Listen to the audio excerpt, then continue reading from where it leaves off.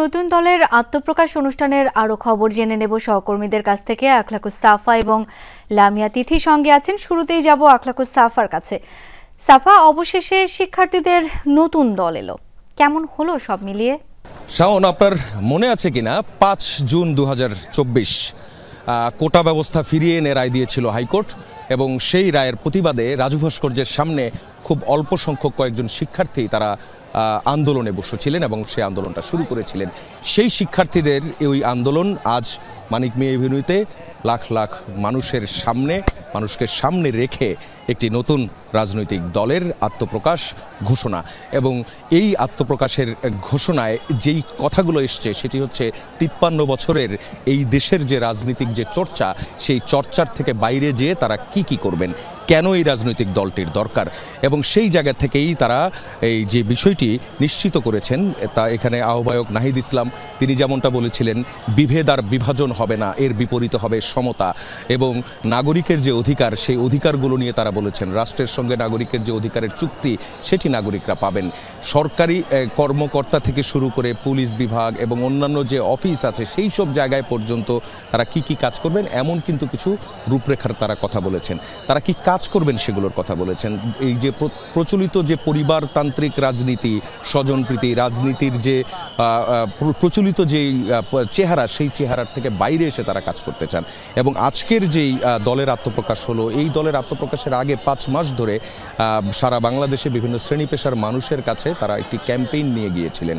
Online অফলাইনে তারা campaign করেছেন, প্রবাসীদের কাছ থেকে তারা পরামর্শ নিয়েছেন, অবসরপ্রাপ্ত সশস্ত্র বাহিনীর কর্মকর্তাদের কাছ থেকে, সদস্যদের কাছ থেকে তারা পরামর্শ নিয়েছেন, তারা খেটে খাওয়া মানুষের কাছ থেকে পরামর্শ নিয়েছেন। সেই সব জায়গা থেকে তারা পেয়েছেন মানুষজন সবার আগে একটি কথা বলেছে, দুর্নীতিমুক্ত বাংলাদেশ এবং ন্যায্যতার যে বাংলাদেশ, সেই ন্যায্যতার কথা উঠে এসেছে।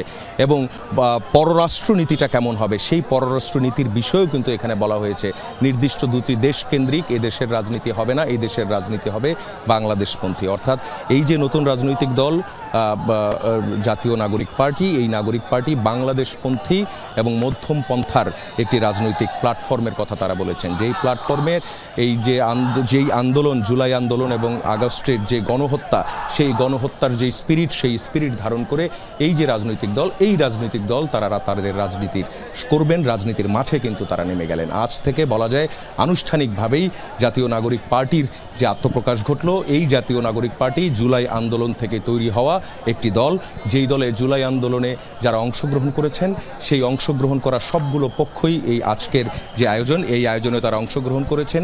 সবার আগেই শহীদ পরিবারের সদস্যদেরকে মর্যাদা দেওয়া হয়েছে। এবং আরও একটি বিষয় আপনি লক্ষ্য করেছেন নিশ্চয়ই শাওন, সেটি হচ্ছে দলের যে ঘোষণা এবং দলের আহ্বায়ক যে হবেন, এই ঘোষণাটাও কিন্তু একজন শহীদ পরিবারের একজন সদস্যের মুখ থেকে দেওয়ানো হয়েছে। সবকিছু মিলিয়ে আপনি যেটা জানতে চাচ্ছিলেন কেমন দেখছেন, আমি কিন্তু ভালোই দেখেছি এখনো পর্যন্ত। অনেক ধন্যবাদ সাফা আপনাকে। এবার একটু যেতে চাই সহকর্মী লামিয়া তিথির কাছে, অপেক্ষা করছেন তিনি। তিথি, নতুন দল নিয়ে সাধারণ মানুষের প্রত্যাশা কেমন, নিশ্চয়ই কথা হয়েছে তাদের সাথে, একটু জানাবেন আপনি।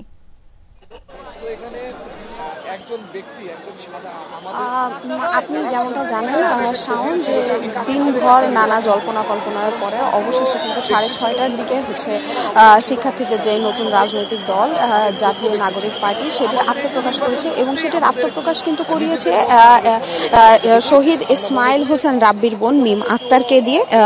তো তার মাধ্যমে কিন্তু দলের নাম এবং আহ্বায়ক ও সদস্যদের পরিচয় করে দিয়েছেন। আর জনগণের যে কথাটি বলছিলেন যে জনগণের প্রত্যাশা কি, জনগণ একটাই বলছে যে এই রাজনৈতিক দলের মধ্যে থেকে এইটি যেন গ্রাম থেকে এবং গ্রাম দলগুলোর মধ্যে, কেন্দ্র থেকে কিন্তু গ্রাম পর্যন্ত নিজেদের মধ্যে যে সুস্থ প্রতিযোগিতা রয়েছে সেটি যেন কেউ কাউকে প্রতিপক্ষ না মনে করে। এই 24-এর অভ্যুত্থানকে কেউ যেন ভুলে না যায় এবং কাউকে কোনো প্রতিপক্ষ না ভাবে। একই সাথে কিন্তু যে বড় রাজনৈতিক দলগুলো রয়েছে সেগুলো কিন্তু ছোটদের সুযোগ দেওয়ার জন্য কথা বলেছেন। আর সকলের জনগণের একটাই সবচেয়ে সর্বোচ্চ দাবি ছিল, যেটি খুনি হাসিনার বিচার যেন তারা ঐক্যবদ্ধভাবে এই বাংলাদেশের মাটিতেই করতে পারে। একই সাথে যে বাংলাদেশের যে আইন শৃঙ্খলা পরিস্থিতি রয়েছে বর্তমানে, তো এই পুলিশ ব্যবস্থা এবং আইন শৃঙ্খলা পদ্ধতির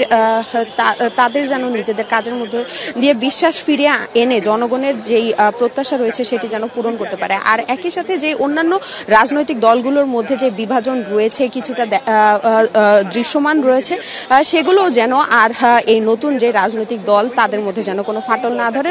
মূলত তাদের একটাই চাওয়া, যেটি হচ্ছে 24-এর যে জুলাই গণ অভ্যুত্থান রয়েছে তাদের যেন এই তাদের মধ্যে যেন কোনো ধরনের বিভাজন সৃষ্টি না হয় এবং সকলে যেন ঐক্যবদ্ধভাবে 24-এর যেই খুনি হাসিনা সরকার ছিল তাদের যেন সকলের বিচার করতে পারে সেই আহ্বানই জানিয়েছে। তিথি, ধন্যবাদ আপনাকে।